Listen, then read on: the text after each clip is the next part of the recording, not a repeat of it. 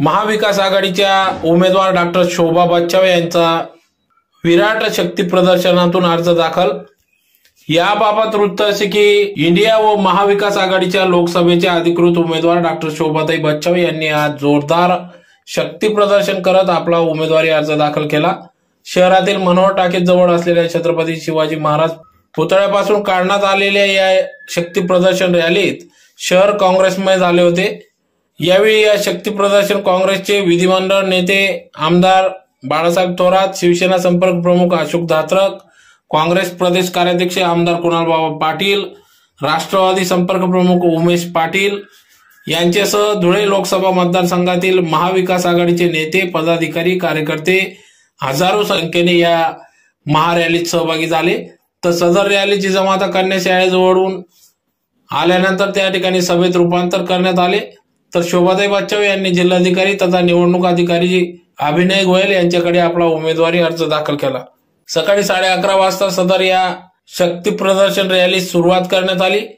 तर यावेळी काँग्रेसच्या उमेदवार डॉक्टर शोभाताई बच्छाव, महाराष्ट्र प्रदेश काँग्रेस कमिटीचे कार्याध्यक्ष आमदार कुणालबाबा पाटील, विधिमंडळ नेते बाळासाहेब थोरात, संपर्क प्रमुख माजी आमदार अशोक धात्रक, माजी आमदार शरद पाटील, माजी खासदार बापू चव्हाण, बागलांचे माजी आमदार संजय चव्हाण, शिवसेनेचे जिल्हा प्रमुख अतुल भाऊ सोनवणे, महेश मिस्त्री, काँग्रेसच्या नेत्या प्रतिभा शिंदे, माजी आमदार शरद पाटील, हिलाल अण्णा माडी, जिल्हा काँग्रेसचे अध्यक्ष श्यामभाऊ सनेर, राष्ट्रवादी काँग्रेसचे शहर जिल्हाध्यक्ष रणजित भोसले, ग्रामीण जिल्हाध्यक्ष जितेंद्र मराठे, जोसेफ मलबारी, शिवसेनेचे उपनेत्या सौ शुभांगी पाटील, महिला काँग्रेस अध्यक्ष गायत्री जयस्वाल, मनपा माजी विरोधी पक्ष नेते साब्बिर खान, मुजफ्फर हुसैन, इस्माईल पठाण, शकीर अहमद, गोपाल अन्सारी, महाराष्ट्राचे काँग्रेस सचिव युवराज आबा करंकार, डॉक्टर दिनेश बच्छाव, शहर काँग्रेस अध्यक्ष डॉक्टर अनिल भांबरे, ज्येष्ठ नेते रमेश श्रीखंडे, गुलाबराव कोतेकर, दीपक पाटील, रंगराव कोतेकर,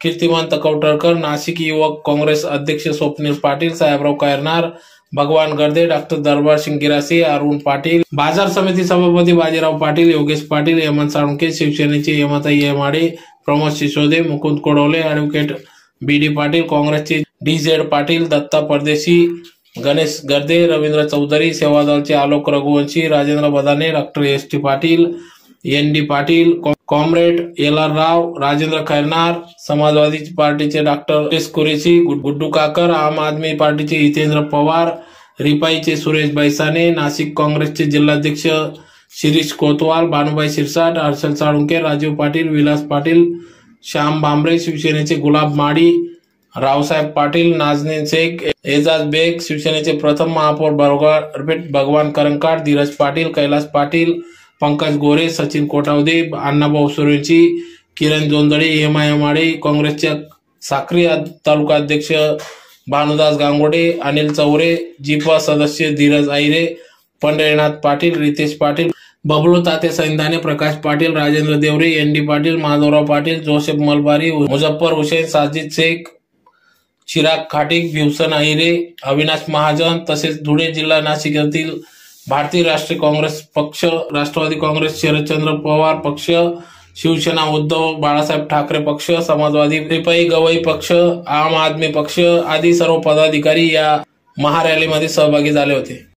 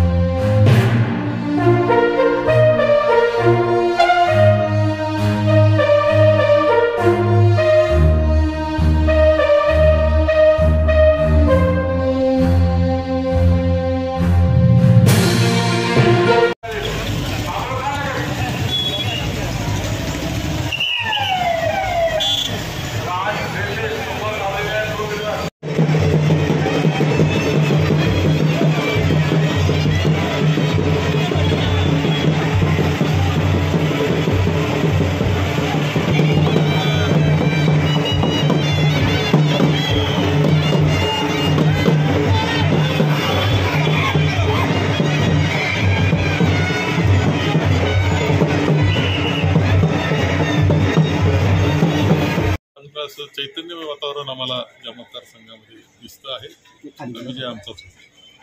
एकंदरीत महाराष्ट्रातल्या महाराष्ट्रामध्ये सुद्धा 13 जागांची निवडणूक झालेली आहे. पूर्व विदर्भाची झालेली आहे, पश्चिम विदर्भात नांदेडचे झालेले आहे. एक वातावरण तर महाविकास आघाडीच्या बाजूचंच आम्हाला दिसतं मी वापरलेलं आहे. आणि खरं म्हणजे प्रत्येक महाराष्ट्र देशातल्या लोकांना सुद्धा त्याचं वाईट वाटेल, राग येईल असं वाक्य त्यांनी शब्द वापरला आहे. शब्द तर अत्यंत चुकीचा तो होता आणि त्याचं उत्तर शेवटी जनता देईलच. आपण कोणत्या शब्दाचा प्रयोग करतो? लोकशाही आहे, आपण त्या व्यक्तिगत वैरी नाही, परंतु इतकं एखादं वैर असावं, द्वेष असावा अशा पद्धतीने त्यांनी शब्दाचा प्रयोग केला आहे. हा अत्यंत दुर्दैवी. खरं माननीय अजितदादा पवार यांनी त्यावेळेसच व्यासपीठावर त्या शब्दाबाबत थोडंसं त्यांना सांगायला पाहिजे का हा शब्द चालणार नाही महाराष्ट्रात. दुर्दैवानं त्यांनी काही बोलले नाही. हे तर खूप वाईट वाटणारी गोष्ट आहे. ठीक आहे, ते नसतील बोलले तरी जनता बोलेल मताच्या रूपाने बाजूचं दिसतं आहे.